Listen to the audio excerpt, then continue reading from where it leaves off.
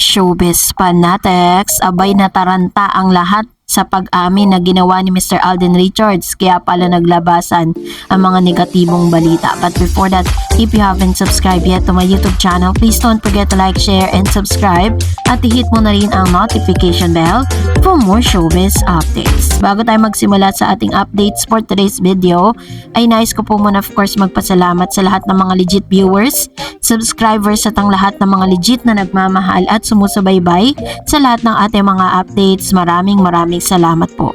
And now, before we proceed, pag-usapan natin ito dahil usap-usapan din po ngayon yung patungkol po dun sa bayad, no? Dito po sa per endorsement product na ini-endorse si Miss Catherine, nagkakahalaga, nalula po ang lahat sa balitang ito na 35 million per endorsement.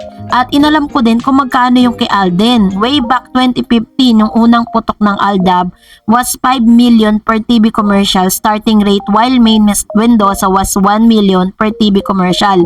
Partida, wala pang boses si May niyan. In a matter of months, habang pasikat ng pasikat, mabilis din umakit ang mga rates. Imagine how much they earn just from the commercial from 2015 to 2016.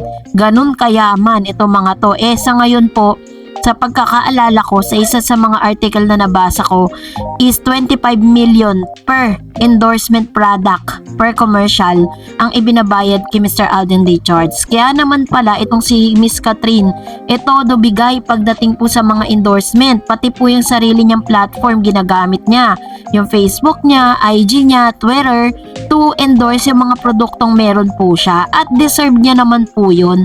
At hindi na rin tayo magtataka kung one day magsisettle down na rin si Miss Catherine dahil sa dami na rin ng mga ipon niya, yung pera niya, grabe.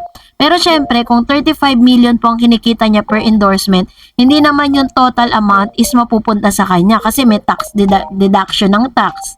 Ikakaltas pa doon ng kanyang network, ng manager. Tapos yung team niya, babayaran niya din yun, diba? So, ganun din po kay Alden.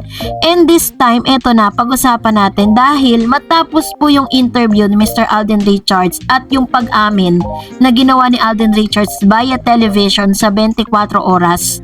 Kasi ito po yung parang senaryo ng Alden, mas naging close pa kay Catherine matapos mag-shooting sa Canada. Ibig sabihin, kung close na sila dati, mas close sila ngayon. Ibig sinabi kasing close, parang talagang nalalaman mo na yung maraming bagay patungkol sa kanya. Naging sentimental at emosyonal ang Asia multimedia star na si Alden Richards sa mga huling araw ng shooting nila ni Catherine Bernardo sa Canada. Nakauwi na sa Pilipinas si Alden makalipas ang isang buwang pananatili sa Canada, kung saan kinunan ang pelikula ni Catherine na Hello Love Again, ang sequel na blockbuster movie nilang Hello Love Goodbye. Kwento ni Alden sa panayam niya sa 24 oras nitong nagdaang Biyernes, August 30, hindi niya napigilan ng sarili na makaramdam ng sefangs or separation anxiety sa pagtatapos ng kanilang shooting.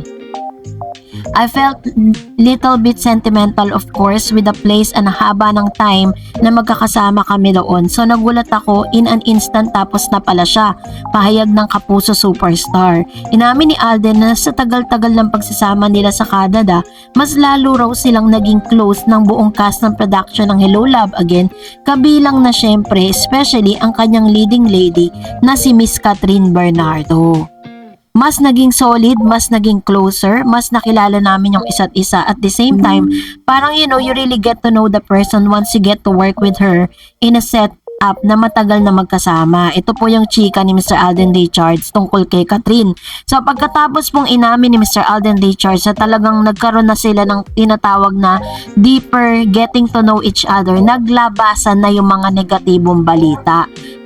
Ayaw na mga bashers yan. Ayaw nilang makakarinig ng mga positibong bagay na meron po patungkol kay Alden at kay Catherine. Tas kay Alden Richards pa talaga nang galing. Kasi sinearch ko siya parang kung titimbang-timbangin natin, talagang dadaan sila sa ganito Makikita mo talaga na meron talagang may mga taong ayaw talaga kay Catherine at Alden Richards. At hindi natin sila masisisi doon dahil dahil trabaho po nila yon, diba? So wag na tayo magtaka kung may mga negatibong balitang lalabas patungkol kay Alden at kay Catherine dahil parte po yan ng kanilang trabaho. At the same time, di natin malaman kung bashers ba sila or parte ba yan ng publicity ng dalawa. So pasalamatan na lang natin na hanggang sa ngayon ay pinag-uusapan pa rin si Catherine at si Alden Richards. And now, let's talk about your comments and reactions sa comment section with regards po sa ating latest updates. Yung ating updates kahapon, i-check po natin ang inyong mga reaksyon at magbibigay tayo ng komento patungkol dito. So, unahin po natin ang komento mula kay Ma'am Delia Peralta. Ang sabi niya ay, Catherine, kung ako sa'yo, I will never come back to Daniel at alam mo na ugali ni Daniel. Kahit may issue na may anak kayo, okay lang yan, maraming mga lalaki. But if ako sa'yo, Catherine, kung gusto nila Alden, pakasalan ka na ngayon, pumayag ka na. Yan, sabi naman ni Ma'am Christy Habato, imposible, that's suicide on Catherine's career. Kapag nakipagbalikan siya, mako-question ang credibility niya. Besides, ano ba ang impression sa mga babaeng bumabalik na sa ex as na womanizer, controlling and emotionally abusive? Di ba tinatawag silang tanga? Then, think Kat is too smart for that. Nakawala na siya, babalik pa ba siya? No, it's not like Kat. She's not stupid. And tama, hindi Josie Costura, puro feeling niya. Hindi panghuhula ang tawag doon. Baka Katniel fan yan. Umaasa pa, haha. God is above all. Mabubuting tao sila, Kat at Alden. It also his will na mag-break sila ni Daniel. So all parties will learn from their experience. Sa positive vibe na hatid ng Katrin, I believe it's also God's will. Kaya wag tayong maniwala sa mga hula-hula. I agree with what she was trying to say. No? Tama naman. Kung ikaw, nakaranas ka na at sobrang sakit yung naranasan mo for your past relationship, gugustuhin mo pa rin bang bumalik doon? Katulad ng paulit-ulit kong sinasabi po sa inyo sa mga updates natin sa inyo na maraming beses na pong sinabi ni Catherine that she's not coming back. No? Maybe bibigay niya yung forgiveness, pero yung balikan mo pa yung isang taong nagbigay sa'yo ng too much pain, imposible na po yun. Kaya naman let's support na lang Catherine. Also, Ma'am Virgie Pamposa said, sobra kasi trending si Miss Catherine and Alden kaya walang tigil ang paninira sa kanila. At naway panindigan ni Miss Catherine na hindi balikan si Daniel, Ma'am Dars. May nakita ako na video ni Daniel na nasa room sila kasama niya yung babae na girlfriend niya na taga Batangas. Sweet nga nila eh. Nakita ko sa more videos, sa kakascroll ko may video sila. Yung girl na sinabi nila na may girlfriend niya, ito niya na taga Batangas. Actually, marami pong dumadaan sa news feeds ko na ganyan. May mga nakita pa nga ako na nasa mall.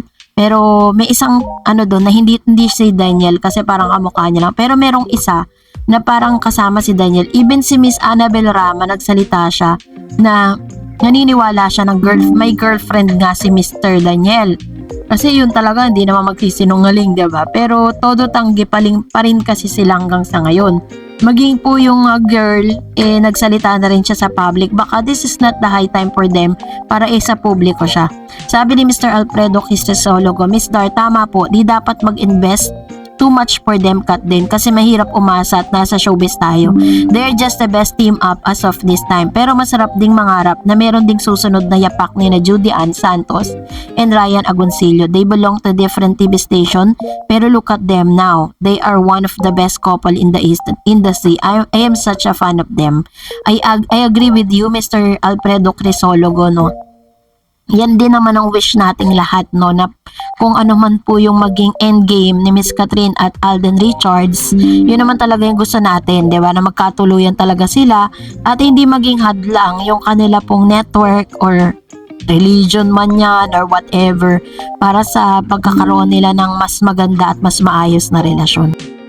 And another, sabi ng isang viewer natin, sorry, hulang puro wrong. Pinagpipilitan mong ayaw na. May word of honor ang Kat din. Believe in God's, that's it. Yes, hulaan mo ng sarili bago yung ibang tao, okay? Believe to yourself, Kat din. God bless both of you. Ayan. So ito naman yung kanyang mariing statement patungkol dito. So, Ma'am si Gloria Lomeda said, kasi nga alam nila na marami ang nagtatanggol sa dalawa. Ano mang pagsubok ang dumating, naniniwala ako na matatag at matibay na ang relasyon nilang dalawa. Totoo naman, 'di ba? Sa dami po ng mga bashers ngayon, ito talaga yung kailangan nilang panghawakan. And also, Mr. Tony Bistak said, feeling lang ng mga hulayan, may dahilan ng lahat sa hiwalayan na yan. Mahirap bumalik kung ang trust ang naapektuhan. It will always be an issue between them. Alam ni Kat yun, kaya moving forward lang ang direksyon niya. Lumalalim na rin ang Kat din, kaya supportahan na lang natin ang desisyon nila na private muna, ano man meron sila. Magpapapress con din yan sa tamang panahon. True naman, diba? Huwag natin masyadong madaliin. Hayaan natin na ma-enjoy muna nila yung privacy nila together kung ano man yung meron sila ngayon. And of course, sabi ni Ma'am si Daisy Empleo, maniwala kayo dyan.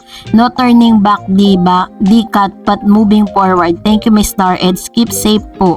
Sabi ni Mr. Dan Vergara, the best ka talaga, Miss Dareds. Pagdating sa cut din, talagang bilib ako sa mga pagtatanggol mo.